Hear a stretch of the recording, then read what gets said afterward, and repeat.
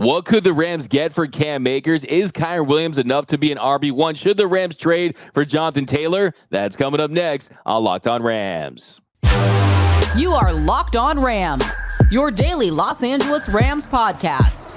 Part of the Locked On Podcast Network, your team every day.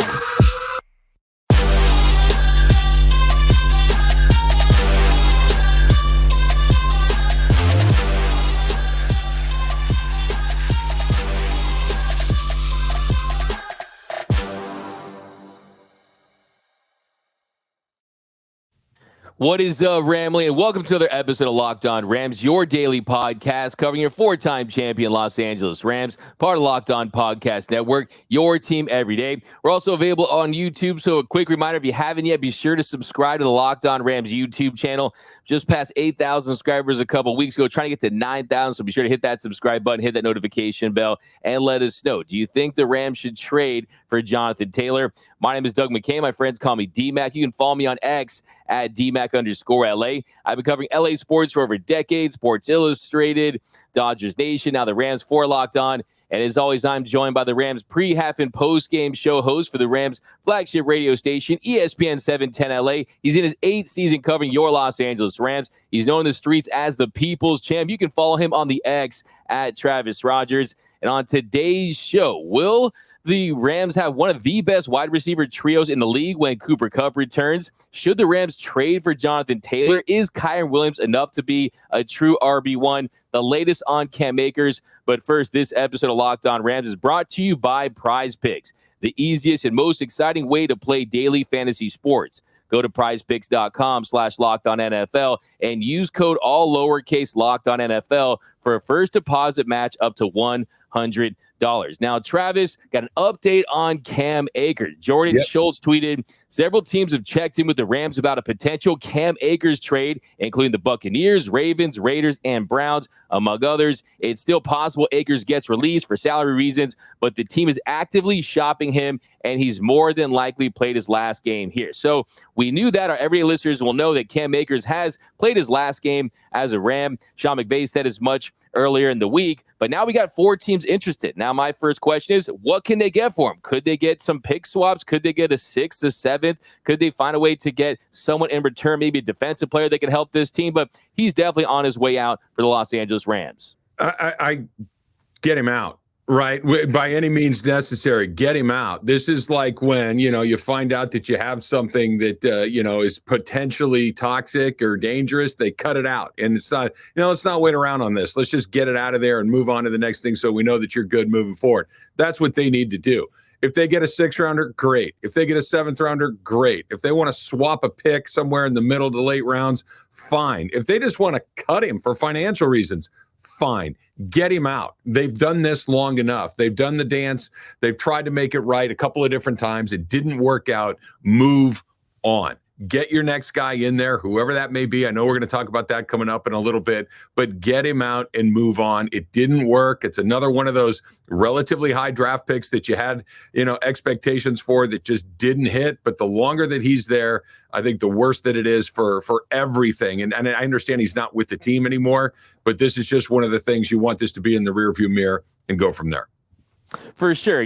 This Rams organization, they're going to try to be a professional about this. They're going to try to do him right any way they can. I think they've handled it really well in the media so far. I love how they addressed this early on the season and really nipped this in the bud. Now, I'm with you. Take a 7th round pick. Do whatever it takes to turn the page, get him out of this locker room. And I'm very interested to see what transpires after this and when we learn what really happened, because the sooner he's traded, the sooner more information will come out. And that I want that delicious information about what happened with Cam Akers in this situation. But you have to get out of this situation. I think too, another byproduct of this is, can you get a player in return? Now, there's been a lot of teams out there that have lost running backs. Of course, J.K. Dobbins on the Ravens, Nick Chubb for the Browns. The running back position, we know it's treated like the yellow starburst this time around with the way they have value. But still, I think Cam Akers is someone who's going to be a restricted free agent. If you trade for him, he would be inexpensive to keep around. And look, we know how it always is, Travis. Everyone thinks that they can fix each other's problems. Everyone thinks you bring him in our system, we can get the most out of him.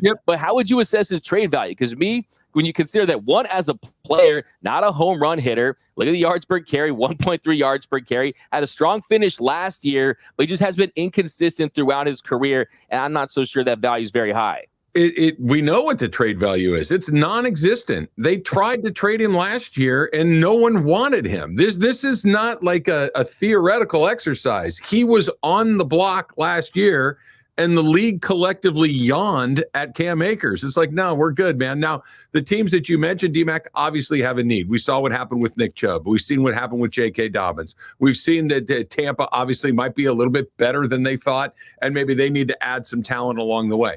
That's fine. But you're not going to – this is not going to be a deal where all of a sudden we go, wow, you got this player or that pick for Cam Akers. It's not going to be that. It's going to be – virtually nothing. It's going to be maybe a late round pick. It could be just where they just release him. And here's the thing that I can almost look around the corner. I'm using my crystal ball right here. There's an opportunity where he goes somewhere else and he's pretty good.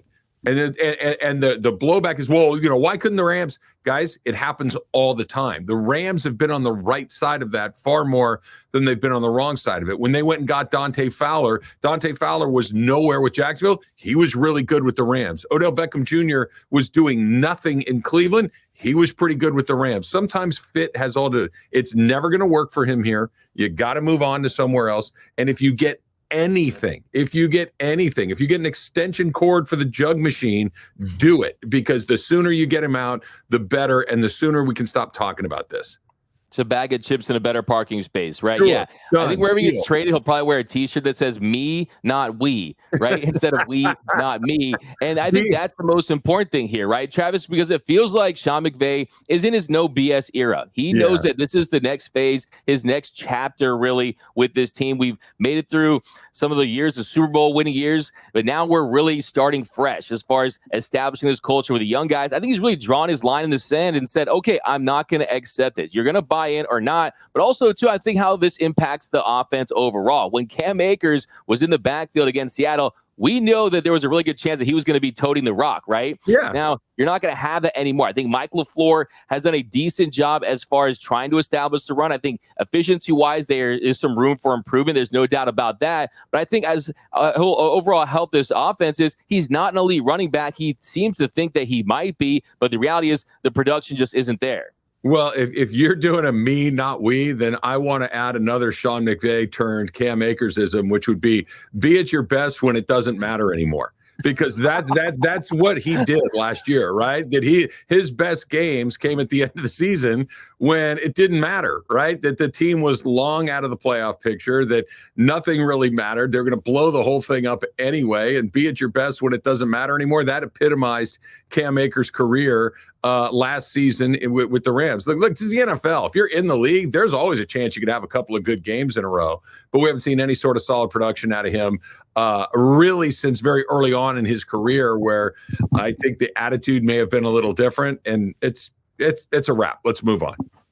It is. And look, it's interesting. I mean, I'm not a big okay, let's use touchdowns to assess your overall effectiveness, especially with running backs. But still, I mean, he has 11 touchdowns in his entire career, 10 rushes, right? And then for Williams, he has 4 in 2 games this season. So, right. I mean, look at the current rate. He'll pass that by game 6. So I think when you look at his overall production, it just isn't there. I think there's a likely possibility that if they don't get a deal done by Monday, they'll just release him. Yeah. And I think, look, this running backs room is probably going to be in better shape just because I think it's going to be an addition by subtraction. Of course, we'll find out what's happening behind the scenes. I will say, just to kind of tie a bow on this, as far as getting a defensive player back, of course, the Raiders, they're interested.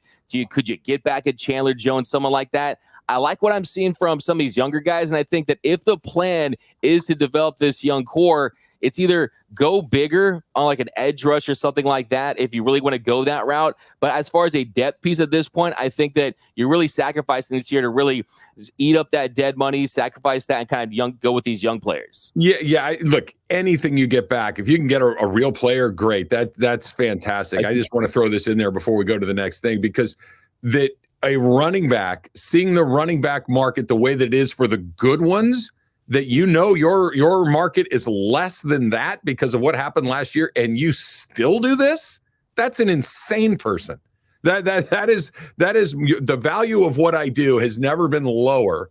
I'm at the bottom of the food chain of that new scale, and I'm going to have an attitude because I'm not getting what I want. That's a different sort of dude.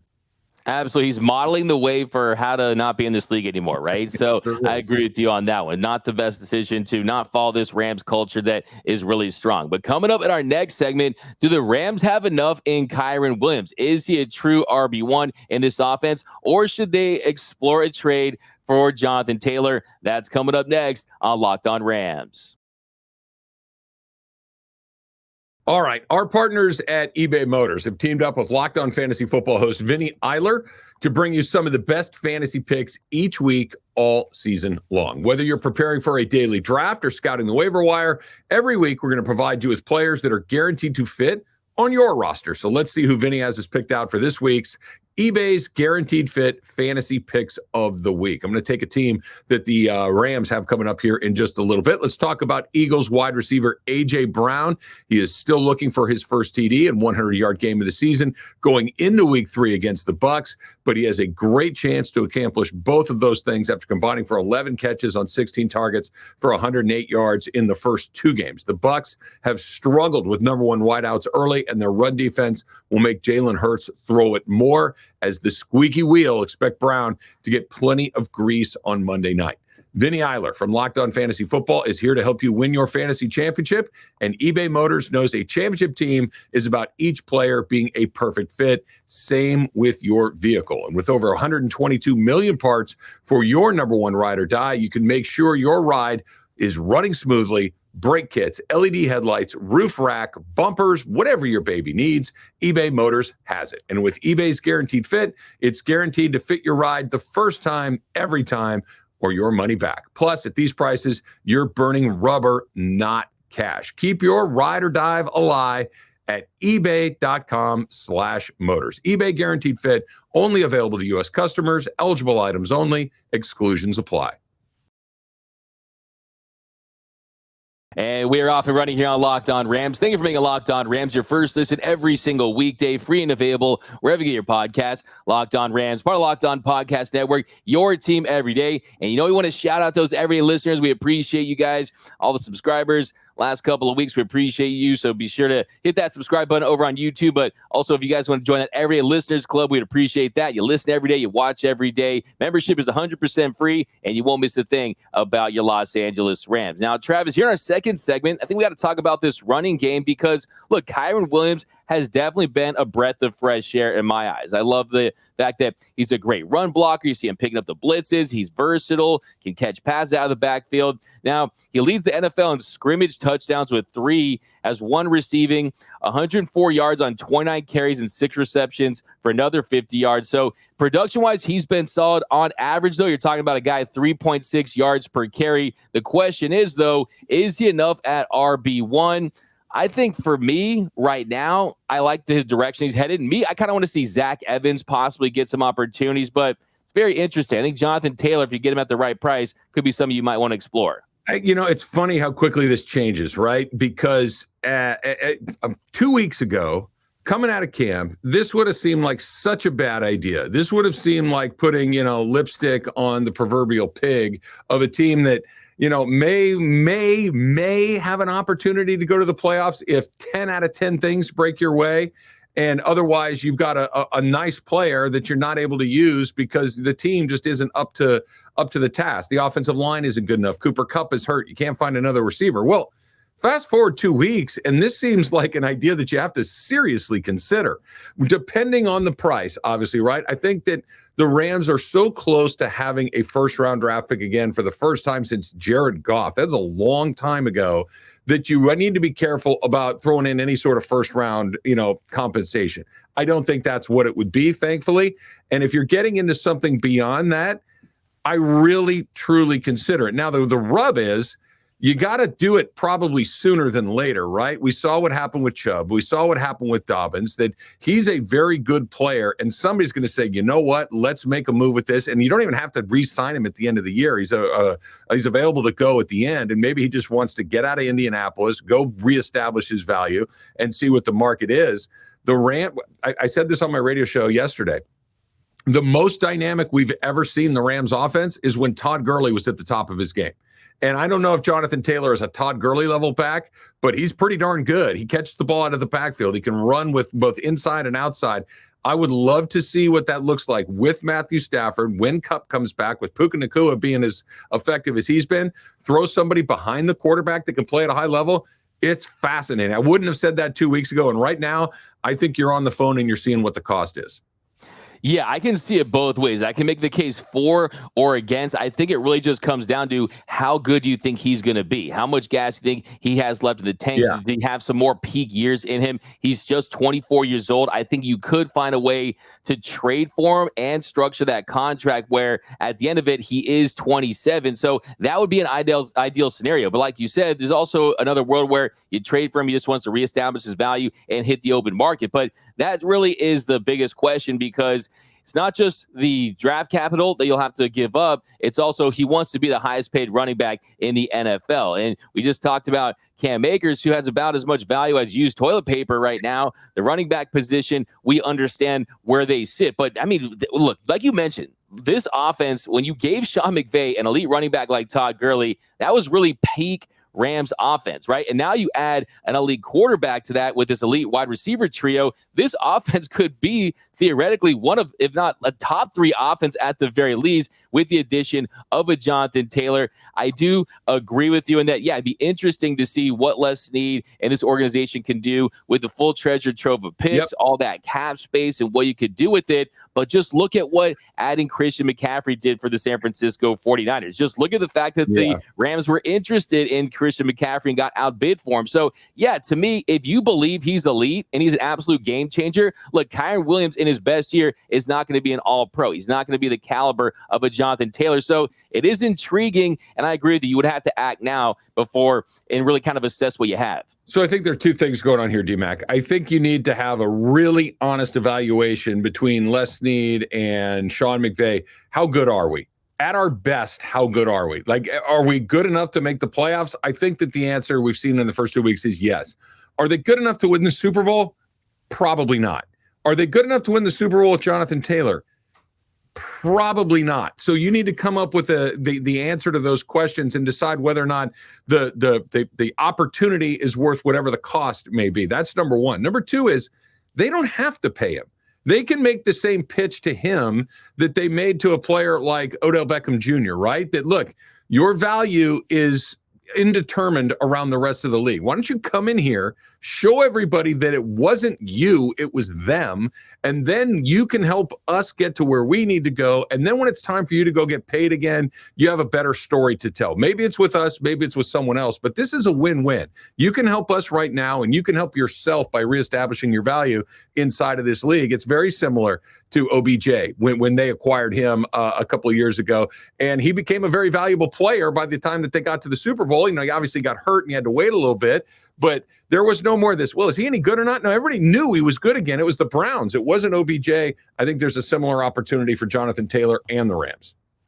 Exactly. I mean, that's one way he could look at it. Is, okay, I have to maximize my value after making that making that trade. But I think if you're the Rams and you make a trade for a guy for this year, I don't know if that's the right move. I think you would have to be, okay, we think by putting him with this core that we can maximize the window with the Stafford, with the Kupp, with an AD, because of course, all those guys are on the wrong side of 30. All those guys probably have more yesterdays than tomorrows in their career as far as their peak prime. So I think that would be a way of saying, okay, how much do you value that running back back position, because the way the current NFL salary structure works is it's basically told us that these guys are plentiful. These guys are out there for the taking. But hey, call me crazy, call me old school, but I still think running backs matter. Just look at Bijan Robinson and what he's doing with the Atlanta Falcons. I think if you want to average to good, then fine, but good to elite, that's a big leap, and that is something that can change the game. And I agree with you. It comes down to how good and effective that they think he could be, because look, last year his numbers were down a little bit. He wasn't as great. Of course, he was universally the top pick in fantasy drafts, and a lot of people were disappointed with his performance. And the year prior to that, when he was incredible, he was running behind one of the best offensive lines in the game. But I do think, hey, if you could find some way possibly to include Akers or Van Jefferson in that deal with a third or a fourth round pick or something like that, I personally would pull the trigger on that deal. It'd be a yes from me, dog, and the opposite of Randy Jackson. I think the market for Jefferson and for Akers, I think we know what that is, and that is a no thanks. You can keep that. That's the couch on the side of the street that has the for free available, and everybody just keeps driving by it. Now you got to drive it to the dump. That's what that is right there. But look, I want to play a little game with you real quick, D-Mac, because the question that I asked first at the beginning of this is, how good do you think, and what I mean, like the Rams, the Sean McVays and Les Sneads, how good are we? And I think if you look around the rest of the NFC, who do we know for sure is better than the Rams right now in the NFC? San Francisco is. Okay, they've proven it time and time again. They're a better team. Philadelphia most likely is. So let's slide them over into that. Dallas? Probably, but not for sure, right? They're Dak Prescott and Mike McCarthy. You want to bet on that, or do you want to bet on Sean McVay and Matthew Stafford? There's at least a conversation there. Everyone else in the NFC, I'm not saying the Rams are better than everyone else. I'm saying that you don't have to become, Stephen King to come up with a scenario where they actually beat the rest of those NFC teams. There isn't. Basically what you're asking, does Jonathan Taylor help us beat Philadelphia? He might. Does Jonathan Taylor help us beat San Francisco? He might. And that's what we're talking about. That it as crazy as it sounds, this has gone from a team that's like, hey, do we try Caleb Williams to, are we a player away from being in that top slice of the NFC? That's the question they need to answer.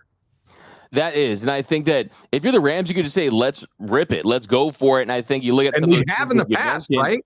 Look how they matched up with the 49ers. And look at, like I brought up Bijan Robinson. Yep. That's an average offensive line in Atlanta. I think the Rams offensive line and pass pro, they've looked good. They've impressed. But as far as establishing a running game, they have some work to do. And I think that, Jonathan Taylor is someone, like I said, the big kicker here is he wants to be the highest paid running back in the NFL. He wants a long-term deal. But I also think that it could, in theory, maximize this window. If I'm the Rams, to answer your question, I ask myself, do I have an elite coach? Check. Do I have an elite quarterback? Check. They can make all the throws. They can lead this team to a Super Bowl. He's proven that. The question I would have is, do we have enough depth on defense? Do we have enough depth top to bottom? Because towards the end of the year, some of these rookies, can they do it for 17 games and the postseason, right? I'm looking for strong development, but I do think the fact that you could really, if you get them on a 3-year deal, try to structure it that way, I think it's definitely something worth looking at. I think that it's definitely apparent that they're cost. I do not have interest in him in a long-term capacity. I would never, ever look. I'd make a great NFL GM right now because I wouldn't pay a running back beyond the end of the week. They're easy to find. To your point, the difference between average to a little better than average, there's a million of those guys. Now, average to elite, there are a lot fewer of those guys. When was the last time a team was led by its running back that went and won a championship? It's been a long, long time. Probably Marshawn Lynch. So me personally, I would be reluctant to go long term there. But to take a big swing and it's a cost of a second or third round pick, I'd do that.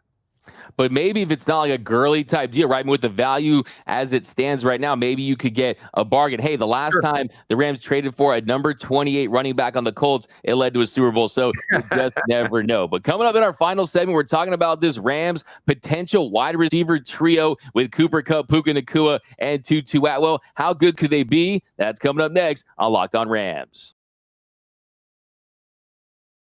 All right, let's talk about prize picks really quick, right? That if you play daily fantasy sports, you probably have, but you're going up against, literally thousands of other people, right? It's just you and against 10,000 and 100,000. I don't know what it is, right? Instead of batting thousands of other players, why don't you go and just battle against yourself? You pick more or less than the 2 or 6 player stat projections, and you watch the winnings roll in. That's what happens at Prize Picks. You can win up to 25 times your money this football season. You just select 2 or more players, pick more or less on their projected stats, and then you place your entry. It's really easy to play. You can make your picks and submit the entry in less than 60 seconds, right? Justin Jefferson, you like him this week? You might want to go over that 100 yards. Lamar Jackson, you don't like him this week? Maybe you go under that 1 passing touchdown. It's literally that easy. OBJ, more than 50 yards, over or under, more or less, right? This is how you do it. You go to prizepicks.com/LockedOnNFL. You use the code LockedOnNFL for a first deposit match of up to $100. Listen again, prizepicks.com/LockedOnNFL. Use that code LockedOnNFL for a first deposit match of up to $100. Go do it right now. Welcome back to Locked On Rams. Thank you for making Locked On Rams your first listen every single weekday, free and available wherever you get your podcast. Now, Travis, here in our final segment, we're talking about this Rams wide receiver room because Cooper Kupp, things are trending in the right direction. They should have him back by week 5. And we know that this offense is really ahead of schedule as far as Puka Nacua, not only establishing himself as one of the better rookies, this is someone who is the 3rd favorite to win Offensive Rookie of the Year. We're talking about Bijan Robinson. He's in that rare class. And someone want to point out, everyone says, okay, he's a 5th-round pick, right? He was a 5th-round pick. He wasn't the first pick of the 5th round. He wasn't the second pick of the 5th round. Wasn't the 3rd pick of the 5th round. He was their 4th pick in the 5th round. Told you guys was going to be one of the sleepers of the draft. He's exceeded expectations. Get those Puka shells ready. Look, if he can continue to develop, right, that I am incredibly excited about what I've seen. There's nothing about this that looks fake. There's nothing about this that says, yeah, but, right? It's none of that. I don't mean to throw cold water on, but he's got to continue to get better. And what will help is the return of Cooper Kupp, like you mentioned. They're going to start to plan for him, right? The NFL, my friend Keyshawn Johnson has said this. They pay guys lots of money to sit in a dark room and never come out and watch film over and over and over and over and over and over and over and over and over and over and over and over and over again. They're going to figure out what it is he doesn't do great. They're going to figure out what he does less well, and that's what they're going to try to make him do. That's where he's going to have to get better. That when defenses start to pay attention to him, when they're going through the Rams film, and instead of saying, hey, okay, here's what Cooper Kupp likes, here's what Tyler Higbee likes, here's what Matthew Stafford likes to do, Puka Nacua is going to be on that list. And if he can continue to be a guy that's effective when he starts drawing attention, look out. And I think that he might be. He's big, he's strong, he's physical, he likes football. As weird as that sounds, it's incredibly important. He understands what Sean McVay wants to get done. I'm very high on him, but the league always adjusts to good players. It's a matter of whether you can adjust back to it. Exactly. That's going to be the biggest key for Puka Nacua and just staying healthy and handling this workload. I mean, he's occupied 40%, almost 40% of the targets through the first 2 weeks. And to your point, yes, teams are going to game plan. Yes, teams are going to watch film for days to try to stop him. But look, they saw what he did in the first game. They knew that he was going to be Matthew Stafford's top target, and he still was dominant against one of the best defenses in the sport in San Francisco. I mean, you're talking about a guy, 25 catches for 266 yards through 2 games. His 25 catches are the most ever for a rookie for his first 2, and he shattered that record. It was 19 by Earl Cooper from 1980. I don't think Earl Cooper thought he was going to get shouted on the show, but yeah, I mean, when you look at that, I agree. I think it's sustainable, but I think getting Cooper Kupp to return as soon as possible is going to take that workload off of him and make this more sustainable. Also, I see people out there saying, okay, is Kupp a system wide receiver? No, he's not. And either is Puka Nacua. If you look at his next-gen stats, his next-gen charts, he's having success all throughout the field. So I think that he's going to absolutely still be dominant and have a chance to make tons of plays even when Kupp is back. Somebody's going to be open, right? You can't cover them both. This reminds me of when Robert Woods and Cooper Kupp and Brandon Cooks were here, and the situation is very similar because Kupp plays the Kupp role. Woods is now Puka Nacua. and Brandon Cooks is now Tutu Atwell. And Cooks was a burner. Cooks was the guy that took the top off, but could also do the other things inside the offense that wasn't just go vertical, right? That was kind of the Sammy Watkins, just run down there and we'll see if we can throw it to you every once in a while. Cooks was that, plus the things that you could do elsewhere in the offense. I think that Atwell has shown that at least that's trending in the right direction as well. We know Kupp can do everything that you need him to do. It looks like Nacua is very similar to that as well. So you've got a three-headed monster. You can't cover everybody. Maybe his stats come down, but maybe the points go up. Maybe the big plays go up. It's Cooper Kupp, instead of being the fantasy darling that he's been his entire career, maybe those numbers come down just a little bit, because Puka Nacua's continue to be at a pretty high level. We haven't seen that equal distribution in a couple of seasons. I am fired up for when he comes back. I hope he's healthy. I hope he stays healthy, because those two guys together, it's going to be pretty cool.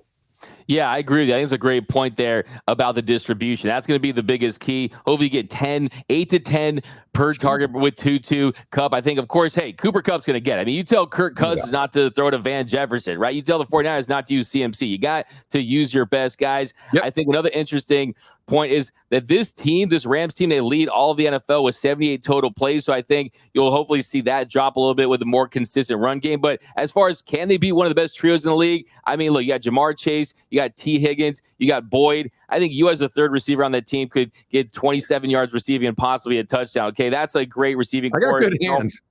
Yeah, I mean, no, soft hands, strong hands, big physical, falling forward. Right. I can see that. Dolphins, Tyreek Hill, Jalen Waddle, Seahawks, DK Metcalf, Lockett. I mean, Geno is right, said Fred. He's kind of returning to the player he was. So I still think that the Rams made that team look pedestrian too. So I do think that they still have a lot to prove. I think Tutu has made strides. He's been a breakout player so far, but let's see it before we crown them one of the better wide receiver trios. But the potential is there. But that's going to do it for this episode of Locked On Rams. My name is Doug McCain. You can follow me on Twitter and Instagram at DMAC_LA. And as always, you can follow the People's Champ, Mr. Travis Rogers, over on the X at Travis Rogers. And until next time, whose house is Locked On Rams house?